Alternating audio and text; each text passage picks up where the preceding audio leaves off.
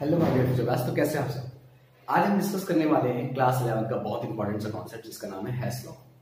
अब जो हमारा हेस लॉ है उसके बारे में एक बार डिटेल में समझ सकते हैं कि हेस लॉ हमें बताता क्या है। कांस्टेंट हीट किसी केमिकल रिएक्शंस को चाहे एक स्टेप में करो चाहे उसी रिएक्शन को वेरियस स्टेप में करो बच्चों, तो रिलीज होने वाली जो हीट का सम होता है वो हमेशा बराबर होता है। ये हमारा लॉ है हेस लॉ। हेस लॉ याद में हेस लॉ बात करता है मेरे बच्चों कांस्टेंट हीट पे कि किसी केमिकल रिएक्शन को चाहे आप एक स्टेप में करो या फिर नंबर ऑफ स्टेप में करो, जो रिलीज होने वाली हीट का सम होगा वो हमेशा आपस में इक्वल होगा। फॉर एग्जांपल कोई रिएक्शन है जिसमें हम ए से सीधा बी बनाते हैं और इसके लिए हमें कुछ हीट रिक्वायरमेंट है, लाइक हमने लिख दिया डेल एच, ठीक है, हीट हमें रिक्वायर्ड है। अब इसी रिएक्शंस को मैं एक स्टेप में लेकर के नंबर ऑफ स्टेप में कर रहा हूं। पहले मैं इसे सी बनाता हूं, देन सी से मैं इसको बी बनाता हूं। यहां पे मैं लिख देता हूं H1, यहां पे लिखता हूं बेटा मैं H2। ठीक है बच्चों, ये हो गया। तो इसी रिएक्शन से देखो आप, रिएक्टेंट से मैंने पहले सी बनाया, सी से फिर बी बनाया, तो एक स्टेप तो ये हो गया कि दो स्टेप में रिएक्शंस को कराया जा रहा है, और एक तरीका ये होगा कि डायरेक्टली एक ही स्टेप में करो। तो अकॉर्डिंग टू द हेस लॉ चाहे रिएक्शंस वेरियस स्टेप में की गई हो या फिर एक ही स्टेप में की गई हो, उनसे रिलीज होने वाली हीट का जो सम होता है हमेशा आपस में इक्वल होता है। रिएक्शन जब एक स्टेप में हो रही हो या फिर वेरियस स्टेप में हो रही हो, उनसे इन्वॉल्व होने वाली हीट या रिलीज होने वाली ऑब्जर्व होने वाली हीट एब्जॉर्ब हो रही है उस रिएक्शंस में, वो हीट का सम हमेशा बराबर होगा। अब देखिए ये रिएक्शंस एक स्टेप में हुई तो कुछ हीट है, अब इसी को वेरियस स्टेप में किया गया तो भी जो दोनों का सम करूंगा तो इसी हीट के बराबर निकलेगा। ठीक है, अब आप इसको बहुत डीप में समझेंगे with the help of reaction example. तो देखिए like C, we have C+O2 gives CO2, और इसमें जो हीट रिलीज होती है बच्चों वो होती है del H is equals to -393.5 kilo joule.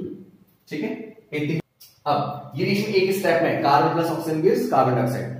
अब इसी रिएक्शंस में जो हीट रिलीज हुई टोटल वो इसका अमाउंट नहीं रहा। अब इसी रिएक्शन को मैं वेरियस स्टेप में करता हूं अकॉर्डिंग टू द हेस लॉ। यहां पे मैंने हाफ ऑक्सीजन मॉलिक्यूल्स दिए हैं, ठीक है, तो आपका जो बनेगा CO2 CO। ठीक है, क्योंकि हाफ इसको कैंसिल है, इसमें जो हीट रिलीज हुई है डेल H1 में लिख देता हूं वो 0.5 किलो जूल, इतने से हीट होती है, इतनी हीट रिलीज होती है।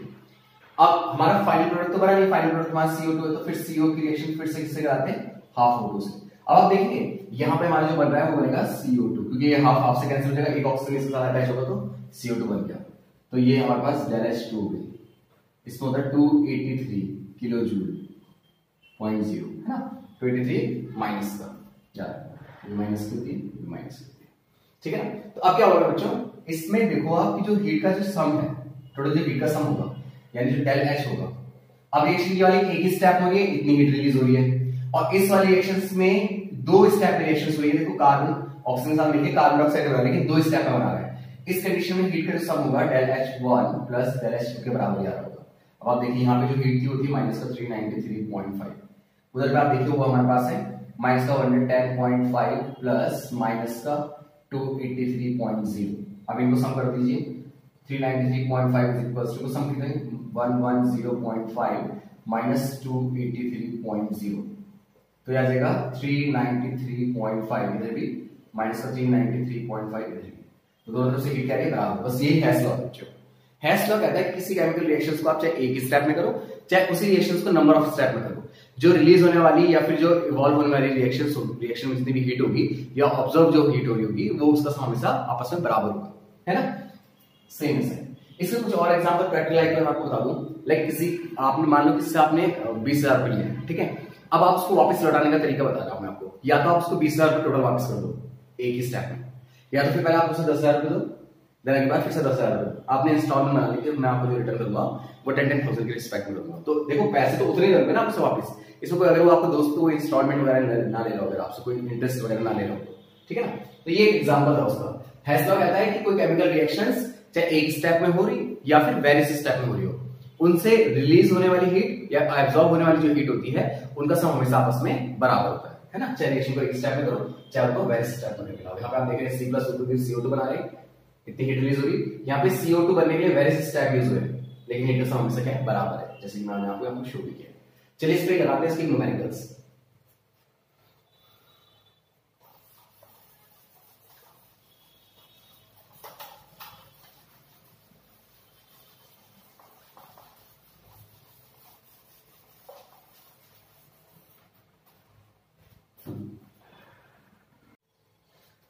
तो देखिए अभी इसकी एप्लीकेशंस क्या है। अगर हम हैश लॉ पढ़ रहे हैं तो हैश लॉ की एप्लीकेशंस होती है calculate the enthalpy of formations of ethane. ये न्यूमेरिकल डायरेक्टली एग्जाम में पूछा सकता है क्लास 11 के लिए। ठीक है, फॉर्मेशंस ऑफ एथेन। आप देखें एथेन की फॉर्मेशन मतलब एथेन ये है, ठीक है ना। Form the following data. ये डेटा आपके पास क्वेश्चन में ऑलरेडी आएगा। अब आपको सोचना है कि आप एथेन बनाएंगे, तो डालेंगे सॉल्यूशन और हम स्टार्ट करेंगे। अगर मुझे एथेन बनाना है तो मुझे क्या क्या चीजें रिक्वायर्ड होंगी कि कार्बन प्लस हाइड्रोजन और मुझे चाहिए होगा C2H6, यानी C2H6 बनाने के लिए मुझे चाहिए 2 कार्बन, तो मैं 2 से 2 कर देता हूं। हाइड्रोजन 6 चाहिए होंगी तो 3। मतलब मुझे कुछ ऐसे रिएक्शंस देखने हैं माइंड में कि मुझे 2 कार्बन चाहिए होंगे, मुझे 3 हाइड्रोजन चाहिए होंगे, तब जाकर मेरा C2H6 बनेगा बच्चों। ठीक है ना। तो देखो सबसे पहला काम, ये जो कार्बन आप देख रहे हैं इसलिए पूरे में कितने से इंटू कर दो आप 2 से। ठीक है, ये इक्वेशन हमारी फर्स्ट है, ये हमारी इक्वेशन सेकंड है एंड ये इक्वेशन हमारी बच्चों थर्ड है। ठीक है, सो बच्चों सबसे पहले क्या करेंगे हम 2 से इंटू करेंगे इसको, इक्वेशंस को, इसको पूरे से 2 से इंटू कर दो। तो 2C plus 2O2 gives 2C plus 2O2 gives 2CO2 del H।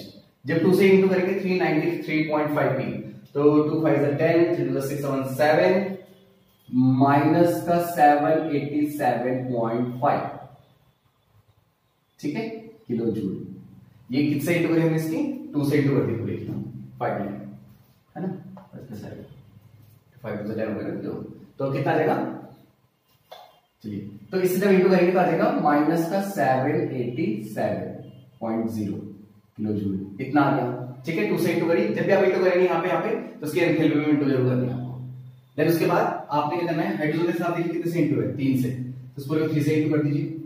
तो 3H2 प्लस 3/2O2 gives 3 से आप इंटू कर दो बच्चों 3H2।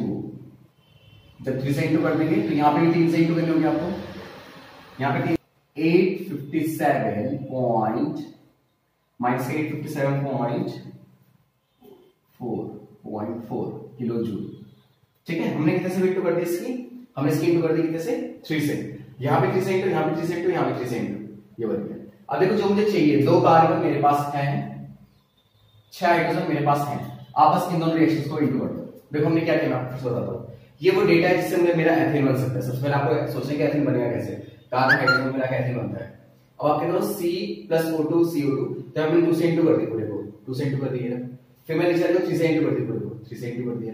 अब इनको आप ऐड कर दो simple, 2C plus 3H2 plus, देखिए ये कितने ऑक्सीजन मॉलिक्यूल्स हो जाएंगे, 2O2 प्लस 3/2O2, तो 2 2 4, 4 और 3 कितना बच्चों 7/2O2। क्या लिखूंगा इसको 7/2O2। तो टोटल मिला के इन दोनों को ऑक्सीजन को सम करें तो आ जाएगा 7/2O2। ओके, इसको लेफ्ट हैंड साइड वाले प्लस कर लें, कार्बन 2 कार्बन 6 हाइड्रोजन और फिर ये रहा हमारा 7/2O2, है ना। कैसा है मैंने बताया कि यहां से कैल्शियम ले लेंगे और ये बन जाएगा 7/2O2। अब इस तरह हमारे प्लस कर दो 2CO2 प्लस 3H2।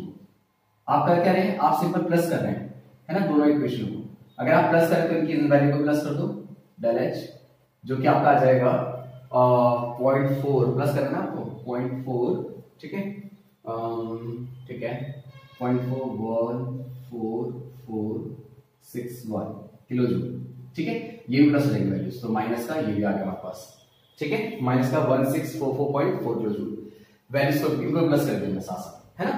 ये तो हमें मिल रहा है कितना।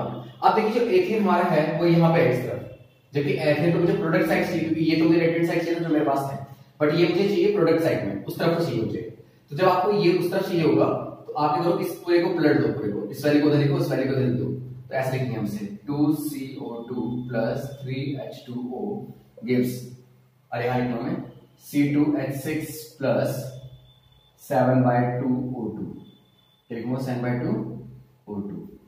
और जो हीट निकल रही है वो निकल रही है आपकी क्वेश्चन में दिख रही, ये थी del H is equals to 1560.0 kilo joule. अब आप सोच रहे होंगे सर नेगेटिव क्यों हटा दिया। बच्चों जब भी हम रिएक्शन को रिवर्स करते हैं ना, तो जो नेगेटिव की वैल्यू होती है वो पॉजिटिव हो जाती है, क्योंकि एक्चुअली मुझे C2H6 को राइट हैंड साइड चाहिए ना प्रोडक्ट साइड, क्योंकि मुझे बनाना तो एथेन था, इसलिए मैंने इस रिएक्शन को रिवर्स कर दिया ऐसे। जब रिएक्शन को रिवर्स करते हैं तो नेगेटिव वैल्यू कैसे जाती है, पॉजिटिव की, तो नेगेटिव वैल्यू पॉजिटिव की। अब आप दोनों इक्वेशन का सम क्या कर दीजिए, सॉल्व करते हैं एलिमिनेशन मेथड से। देखिए जो कैंसिल हो सकता है कैंसिल हो जाएंगे, ये इससे एलिमिनेट हो जाएगा, ये वाला यहाँ एलिमिनेट हो जाएगा। तो जो बच रहा है देखो 7/2 O2, 7/2 O2 यहाँ एलिमिनेट हो जाएगा।